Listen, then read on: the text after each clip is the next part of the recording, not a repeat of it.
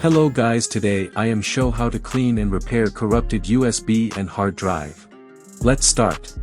Right click on command prompt and run as administrator.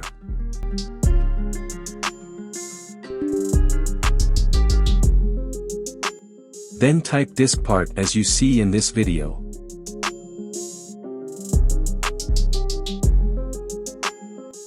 Then type list disk.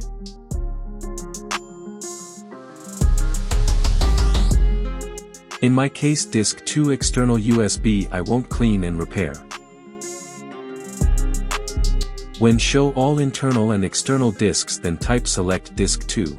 And disk 0 and 1 is internal HDD. You can different number in your case. Please check carefully for enter correct number for cleaning and repairing your USB. Then type clean. Then type create partition primary.